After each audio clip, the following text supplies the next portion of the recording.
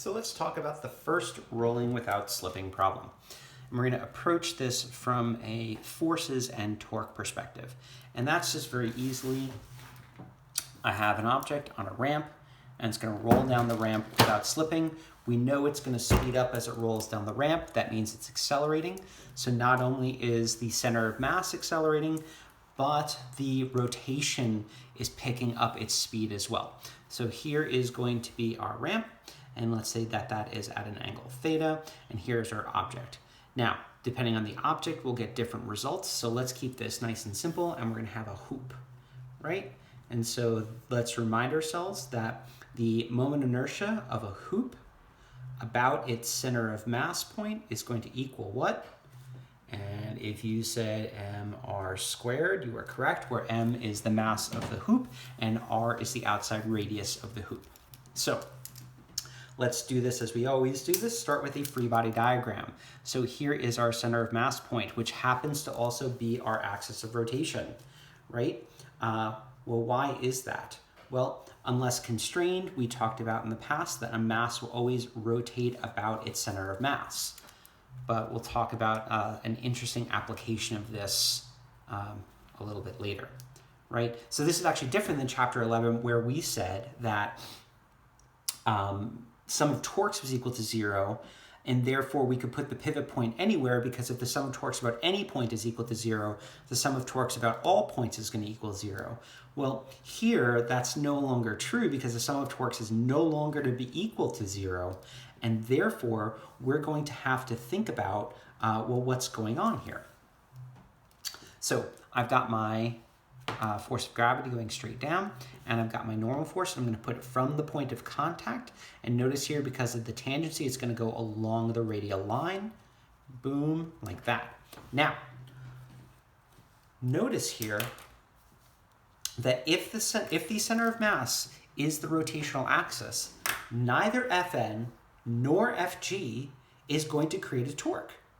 So actually, this object should, in theory, just translate down, because there is going to be a net force. In fact, if I were to think about axes here, and I'll put in an axis that goes perpendicular and one that goes parallel, right? And I call this the positive x-axis and the positive y-axis, right? That if I look at components, and I'm going to here, I'm going to draw an FGY and an FGX. Now, I'm not going to draw the normal triangle, because remember, we're dealing with torques here, so it's super important that we draw everything concurrently from the point where the force acts, which here is the center of mass. That still, no matter what I do here, that there is no net torque, but there is a net force in the x direction. So this object would increase its velocity along the x-axis, and it would just slip down. But we know that it's not going to slip if what? Ah, yes, if there's friction. So in this question, for the object to roll, there must be friction. Okay? And actually, I'm gonna amend that statement. For the object to begin to roll, there must be friction. In fact, I'm going to say to change rolling motion, you need friction. Okay? And that's going to become important. So here we go. If we think about our object or hoop, we said that it would translate down. Now, if you notice here, if it were to translate down, right, this point here, the point of contact P, would slip past the surface going down the slope. Now, if the point of friction is to stop the relative motion between 2 points in contact, then what direction should static friction act on the hoop? And if you said up the slope, you are correct. Right? And so that's going to be an important thing for us to realize about static friction here. Static friction acts to prevent the relative motion of the point of contact, not the whole object, but the point of contact with the ground or whatever surface it's in contact with. We're always going to think here about that point of contact, that in a given situation, how would this point move, this point P move relative to the surface if there were no friction? And then we would say, okay, if there is friction, it would have to act in order to prevent that motion, and there you go. Okay, everyone understands? Okay, I'm asking a question as if I'm standing in front of class. I'm so tied to my normal ways. Now, what you'll notice here is if this is my axis of rotation, that Fs is going to cause a torque. And that torque is going to get the object to change its rotational state in this way, which makes a lot of sense because if this object is going to translate down the slope, it makes sense that it would begin to rotate clockwise. So friction is actually accomplishing what we intuitively know to be true. So now we can do this problem. Step 1, free body diagram. Step 2, axes and declare the pivot. Now, I'm a little bit ahead of it because we needed to have a discussion here. But I have my x and y. Now, here's the thing. I don't want to just willy-nilly pick what the direction of the rotation is. I need to think to myself and link my declarations. Otherwise, I'm going to be in a world of hurt. If the object's velocity of center of mass is going to be along the positive x, what direction would we expect the normal rotation to be? And that would be clockwise. So I'm going to make sure my declarations are linked such that if the center of mass were to translate in a certain direction, what direction would I intuitively think the object would rotate, or should it rotate, and make sure I do those linkages. Otherwise, I'm going to show you where you end up screwing yourself over. So here we go. With this being said, I can do two sum of force equations as well as a sum of torques equation.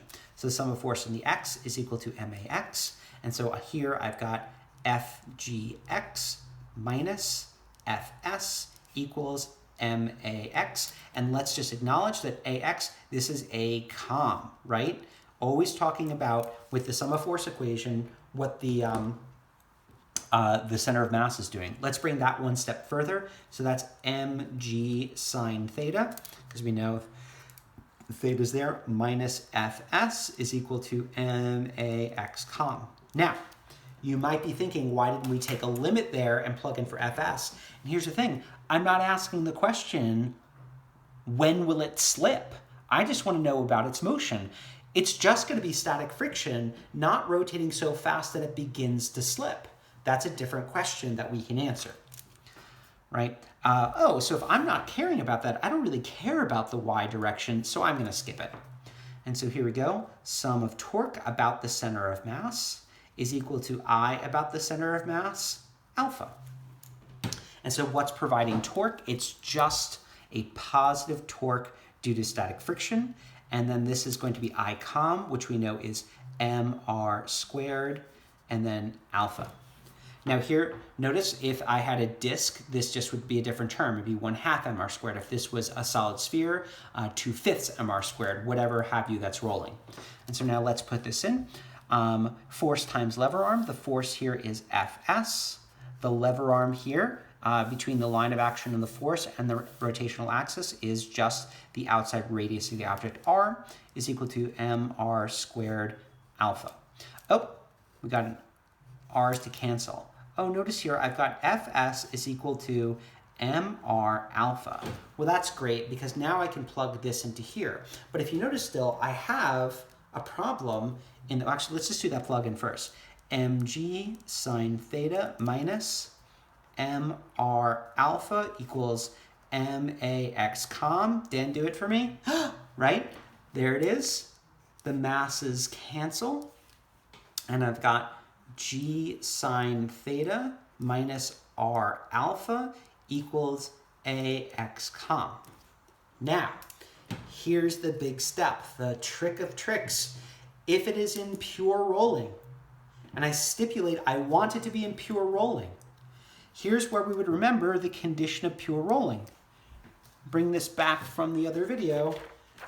There are two conditions of pure rolling. One, that the velocity of the center of mass when you're not slipping is equal to the rotational rate of the object times the outside radius. Also, the acceleration of the center of mass without slipping is equal to alpha times the r of the outside radius. And if you notice right there, I have r alpha, alpha r, same difference. And so I can substitute in ax com for r alpha by using the condition of pure rolling there, right? And I want to do a limit statement. I'm just acknowledging that it's in pure rolling. I could have, by the way, have done that substitution all the way back here if I was looking for a com. If I wanted to, I just wanted to kind of do a bit of a reveal there. And so notice here we get that g sine theta is equal to 2ax com, or that ax com is equal to 1/2 g sine theta. Okay? So there you go. Now, let's look at that result. 1/2 g sine theta. Let's say there's no friction, going back to that. If there's no friction, we said that this object would have no reason to rotate. And therefore, the static frictional force simply would not exist because there's no friction. We have no reason to rotate. Coming down here, Fx equals max, this would go away, meaning that I would have mg sine theta is equal to max com. And so without rotating, I would have that ax com is equal to g sine theta. Now that's a result we've seen before. Never mind, that's there. Notice that the acceleration of the center of mass is less when it's rolling than when it's not rolling. Why is that? All right, hopefully the conclusion that you came to is when I have to get an object to just translate, all that I'm dealing with is the forces being mitigated by the inertia of the object, the mass. But when I also not only have to get them to translate, but get them to rotate, I also have to deal with the moment of inertia, the rotational inertia of the system. So the sort of net inertia of the system is larger when I have to get an object to both translate and rotate. That would make sense then that the way the change happens then is less because I have to get it to both translate and rotate. Now, this is not always going to be the result, folks. Remember, this is the result for a hoop. In a homework problem, you're going to look at for some other objects, but this is what it looks like for the hoop. Now, I want to do this in a slightly different way, okay? Because here's a big link that's going to be kind of weird to think about, but it's super important for us. We said if it's in pure rolling that this point here, P, is not going to move with respect to the ground instantaneously.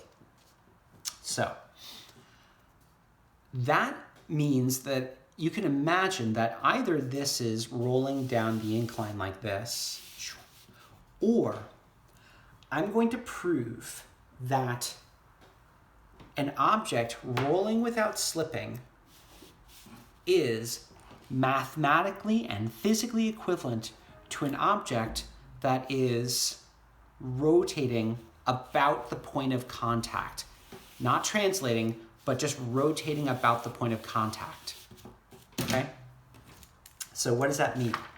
Well, doing the same analysis from before, I'm going to put in all the same forces. So there's my normal force, right? There's my static friction force.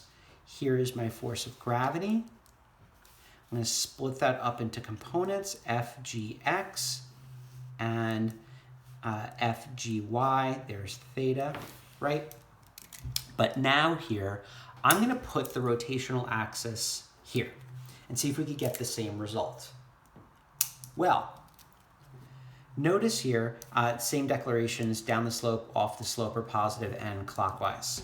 That my sum of force equation is not going to change, because why would it change based on the pivot? It's not. Fgx minus Fs is equal to max com. Right, fair enough. But the sum of torques equation is going to change because of this.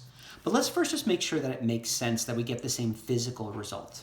Notice here, if the axis of rotation is the point of contact, that the static frictional force is not going to cause a torque. So why would this object begin to roll? Oh, well, if you notice here, the force of gravity doesn't go through the pivot. Now, the FGY does, but the FGX doesn't. And oh, good, that still creates a clockwise torque that would get it to begin to rotate clockwise. So it kind of works. So here we go. I'm going to do a sum of torques about point P. Notice my labeling here, IP alpha. It is different than when I did com. Why is that an important idea to put out there? Oh, because this is only the moment of inertia if you're going through the center, if the axis of rotation of the center of mass. So I need to know what I about point P for a hoop is. Well, that's just going to be I through the center of mass for a hoop plus md squared, where m is the thing that's the mass of the thing that's rolling, and d would be the shifting factor. So that's going to be mr squared plus m, and the shifting factor here is r squared, or 2mr squared. So that's less, or rather that's a greater moment of inertia.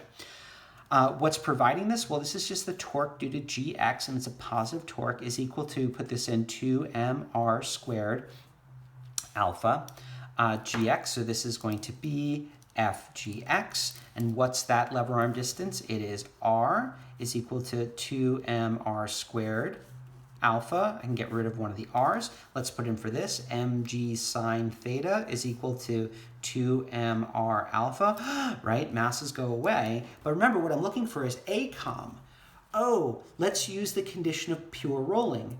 Alpha has to be equal to ACOM x over the outside radius, r. So let's do that substitution. G sine theta is equal to 2r, and then ACOM x over r. The r goes away, the 1/2 comes to the other side. G sine theta is equal to ACOM x. I get the same result whether I do the point of contact or I do the center of mass. And that only works here because we're going to make the statement here that, and this is the last thing for today, an object in pure rolling is mathematically